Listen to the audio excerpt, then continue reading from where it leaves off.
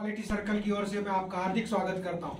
आइए सर्वप्रथम मैं आपको अपनी कंपनी व क्वालिटी सर्कल से परिचय कराता हूं। हमारी company national engineering industry limited, इसकी स्थापना सन 1946 में हुई। ये 1400 प्रकार के बेरिंगों का उत्पादन करने में देश की नहीं एशिया की अग्रणी कंपनी है। हमारी कंपनी के प्रमुख उत्पाद है ball bearing, taper roller bearing, clutch रीलिंग बेरिंग इत्यादि। हमारी कंपनी के मेजर कस्टमर ऑटोमोबाइल इंडस्ट्रीज। साथ ही हमारी कंपनी ने समय समय पर राष्ट्रीय व अंतर्राष्ट्रीय स्तर के मानक प्रमाण पत्र प्राप्त किए हैं। विगत 4 वर्षों से लगातार हमारी company great place to work का प्रमाण पत्र प्राप्त कर रही है। इसी के साथ ही हमारी कंपनी ने अपने स्थापना के 75 वर्ष पूर्ण कर लिए। हमारी कंपनी की उत्पादन इकाइयां भारतवर्ष में 4 जगह स्थित है: निवाई, जयपुर, बड़ोदरा और मानेसर। विगत वर्ष हमारी कंपनी ने स्लोवाकिया के काइनेक्स बेरिंग को भी अधिकृत किया। निवाई में हमारा सर्कल कार्यरत है, जो इस प्रकार से नाम तरंग नंबर 406। हमने ये प्रोजेक्ट फरवरी 2021 में शुरू किया, अप्रैल 2021 में पूर्ण किया। इसमें सदस्यों की उपस्थिति रही 92%। सर्कल के सदस्यों का परिचय इस प्रकार से: दीपक गुड़े, मैं स्वयं टूल रूम विभाग, अंजना राजवानी में असेंबली विभाग, महेश शर्मा ग्राइंडिंग विभाग, राजन सिंह मेंटेनेंस विभाग, शार्दुल सिंह असेंबली विभाग। हमारे सर्कल के फैसिलिटेटर श्री रामनिवास जी हैं। हमारे सर्कल के क्या लक्ष्य रखे गए? बेरिंग की गुणवत्ता व उत्पादन बढ़ाना, सर्किल में लोगों की अधिकतम साझेदारी, लागत घटाना, समस्याओं को ढूंढ के उनका समाधान निकालना। बालक विशिष्ट स्टेप को ध्यान में रखते हुए हमारे सर्किल के सदस्यों ने समस्या समाधान के लिए एक्टिविटी प्लान बनाया और मस्तिष्क मंथन द्वारा विभिन्न समस्याओं का एकत्रीकरण किया गया। चुनी हुई समस्या का हमने एबीसी एनालिसिस द्वारा विभाजन किया, जिसमें ए प्रकार की 11 समस्याएं, बी प्रकार की 6 और सी प्रकार की 1 समस्या आई। इससे क्या निष्कर्ष निकला? ए प्रकार की समस्याएं अधिकतम है। समस्या का चुनाव हमने रेटिंग मेथड के आधार पर किया, जिससे चयनित समस्या आई लाइन नंबर 9 पे 6204 बेरिंग के उत्पादन में कमी। प्रतिदिन औसत उत्पादन इस प्रकार है: 6204 प्लेन बेरिंग 16,000 बन रहे, 6204 एन बेरिंग 13,000 बन रहे हैं।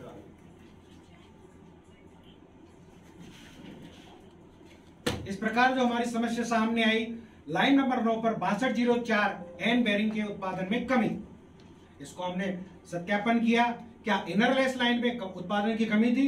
इनरलेस का उत्पादन सही है, इसलिए ये कारण नहीं है। क्या आउटर रेस लाइन के उत्पादन में कमी थी? आउटर रेस लाइन का उत्पादन सही है, इसलिए कारण भी नहीं है। क्या असेंबली लाइन के उत्पादन में कमी थी? हाँ, असेंबली लाइन के उत्पादन में कमी थी। असेंबली में लेजर मार्किंग पर उत्पादन कम हो रहा था, इसलिए यही कारण है। इस प्रकार हमारी जो मुख्य समस्या सामने आई, असेंबली विभाग में लाइन नंबर 9 पर लेजर मार्किंग पर 6204 एन बेरिंग के उत्पादन में कमी। आइए मैं आपको अपनी समस्या से परिचित करवाती हूँ। ये हमारे 6204 का प्लेन बेरिंग है और एक ये जो मेरे साथी दिखा रहे हैं, ये 6204 का एन ग्रू का बेरिंग है। और इस बेरिंग के लिए हमको ऑपरेटर द्वारा मैनुअली हॉपर में जमा कर रखना पड़ता है, जैसा कि आप चित्र में देख सकते हैं। इसलिए हमारे प्रोडक्शन का भी लॉस होता है। समाधान पूर्व के आंकड़े इस प्रकार हैं। समस्या का विश्लेषण हमने पेरेटो चार्ट द्वारा किया, जिसमें ऑटोमेशन में 81% लॉस आ रहा है। आइए मैं प्रवाह चित्र द्वारा हमारे असेंबली विभाग की कार्य प्रणाली से अवगत कराता हूँ। सबसे पहले कंपोनेंट वॉशिंग होता है, उसका आउटर इनर की पेयरिंग होती है। पेयरिंग के बाद में बॉल फिलिंग होती है, केज फिटिंग होती है, रिविट चेकिंग होती है, बोर ओडी चेकिंग होती है, आरसी चेकिंग होती है, नॉइज टेस्टिंग होती है, लेजर मार्किंग होती है, ग्रीस फिलिंग होकर के ऐसे करके आगे हमारा पैकिंग के लिए जाता है। हमारी मुख्य समस्या है लेजर मार्किंग पर ही है। समस्या के मुख्य प्रभाव क्या रहे? ग्राहक को बेरिंग समय पर उपलब्ध नहीं हो पाता था, सप्लायर रेटिंग का कम होना, मानसिक तनाव का बढ़ना, उत्पादन की लागत में बढ़ाव। 6204 एन बेरिंग के प्रतिदिन औसत उत्पादन इस प्रकार है। समाधान पूर्व 13,000 बेरिंग थे, हमने लक्ष्य रखा 16,000 बेरिंग बनाना। ये लक्ष्य आपने किसको आधार मान करके? 6204 प्लेन बेरिंग को आधार मानकर हमने ये लक्ष्य रखा। प्रोडक्शन की कमी के साथ साथ हमने ये पाया कि रॉन्ग मार्किंग में वृद्धि हुई है, जो कि इस प्रकार है: 278 एवरेज बेरिंग पर मंथ। जो हमारा टारगेट जो है वो जीरो बेरिंग पर मंथ है। इस तरह मस्तिष्क मंथन द्वारा लेजर मार्किंग पर एन लाइन पर प्रोडक्शन कमी के जो संभावित कारण हमने जाने वो इस तरह है: लेजर मशीन की स्पीड कम होना, लेजर मशीन को मटेरियल नहीं मिलना, लेजर मशीन के आगे फुल वर्क होना इत्यादि। समस्या का विस्तृत विश्लेषण करने के लिए हमने कारण और प्रभाव चित्र बनाया, जिसमें हमारी मुख्य समस्या थी लाइन नंबर 9 पर 6204 एन बेरिंग के उत्पादन में कमी। इसको हमने 4 भागों में वर्गीकृत किया: हॉपर, लेजर मार्किंग, एसोसिएट और मटेरियल।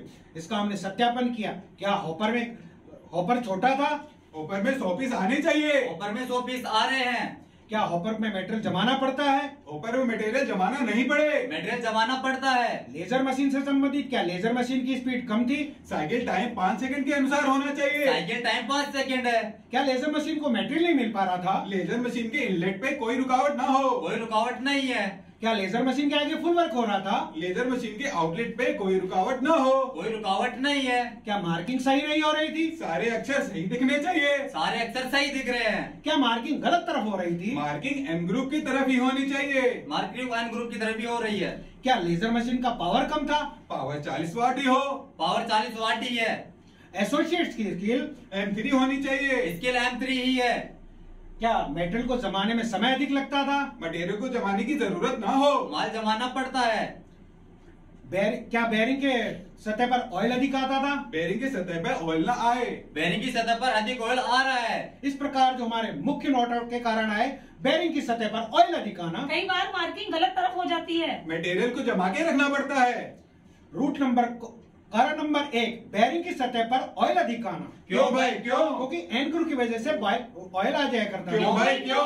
क्योंकि ऑयल प्रॉपर साफ नहीं हो पाता था। इसका आपने क्या समाधान निकाला? इसके समाधान के लिए हमारे सर्किल के सदस्यों ने मस्तिष्क मंथन किया और सोचा क्यों ना वॉशिंग मशीन में एक ड्रायर लगाया जाए। जैसा कि आप चित्र में देख सकते हैं, पहले वॉशिंग मशीन में बेरिंग की सतह पर ऑयल आता था, जिससे कि मार्किंग सही नहीं होती थी। इसके लिए हम सब ने मिलकर के वॉशिंग मशीन में एक ड्रायर लगा दिया। अब हमारे बेरिंग की सतह से ऑयल बिल्कुल साफ हो जाता है और मार्किंग बिल्कुल सही तरीके से होती है। समाधान 1 के पश्चात हमारे रिजेक्शन में कमी आई। जहां 278 बेयरिंग रिजेक्ट होते थे, वहां अब 200 बेयरिंग ही रिजेक्ट होते हैं। परंतु अभी हम अपने टारगेट से काफी दूर हैं, इसलिए हम अगले समाधान की ओर आगे बढ़ते हैं। समाधान 1 के पश्चात एक बार फिर हमने डाटा एकत्रित किए। समाधान पूर्व जहां 13,000 बेरिंग बन रहे, तो समाधान 1 के पश्चात 14,000 बेरिंग बनने लगे।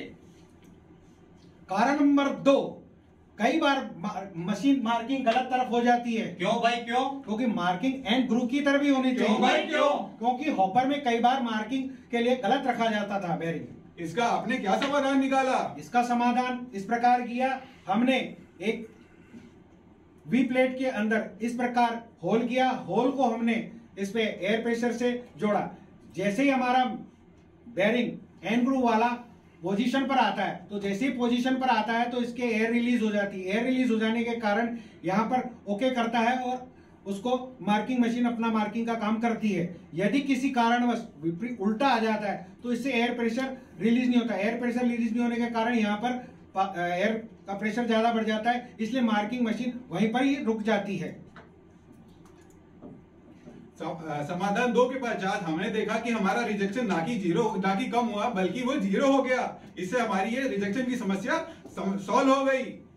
समाधान 2 के बाद एक बार फिर हमने डाटा एकत्र किए। समाधान पूर्व जहां 13,000 बेरिंग बन रहे थे, वो समाधान 1 और 2 के पश्चात 14,000 बनने के।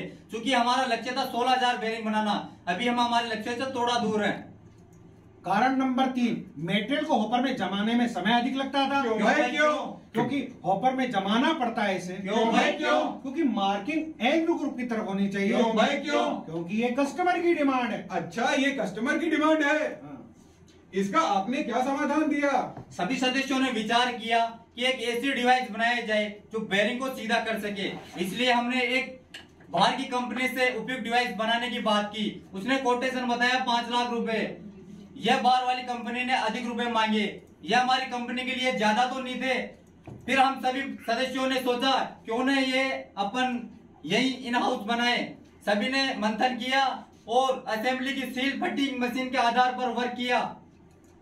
आइए मैं आपको हमारे जो समाधान किया उसके बारे में समझाता हूं। जैसे ही हमारा बेरिंग पोजीशन पर आता है तो हमारे द्वारा बनाया गया टूल इसके एन ग्रुप में बैठ जाता है। एन ग्रुप में बैठती पुशर सिलेंडर का स्टॉक पूरा हो जाता है, तो इससे रीड स्विच जल जाता है। इसका मतलब ये हमारा बेरिंग ओके, तो इसको आगे पुश कर देता है। इसके विपरीत यदि अगर बेरिंग उल्टा आ जाता है, यानी एन ग्रुप नीचे आ जाता है, तो हमारा पुशर सिलेंडर का स्टॉक पूरा नहीं हो पाता है। पुशर सिलेंडर का स्टॉक पूरा नहीं होने के कारण रीड स्वीट नहीं चलता है, जिसके कारण वर्क टर्न सिलेंडर इसको उल्टा पलट करके सीधा कर देता है। इसके बाद में हमारा ये बेरिंग आगे की तरफ चले जाता है और लेजर मार्किंग की तरफ पहुंचता है। इस प्रकार हमने ये प्रोजेक्ट समाधान पूर्ण किया। संपूर्ण समाधान के बाद एक बार फिर हमने डाटा एकत्रित किए। समाधान पूर्ण जहाँ 13,000 बेयरिंग बन रहे थे, समाधान के पश्चात हमने 16,000 बेयरिंग बना लिए। यह हमारे लिए अचीव कर लिया। इस प्रोजेक्ट को हमने एक्टिविटी प्लान में पूरा किया और 1 पॉइंट लेसन बनाए और प्रत्येक ऑपरेटर को हमने इसकी ट्रेनिंग दे दी। इस प्रोजेक्ट के मानकीकरण के लिए ड्राइंग को हमने R&D से अप्रूव करा लिया है, जो इस प्रकार से है।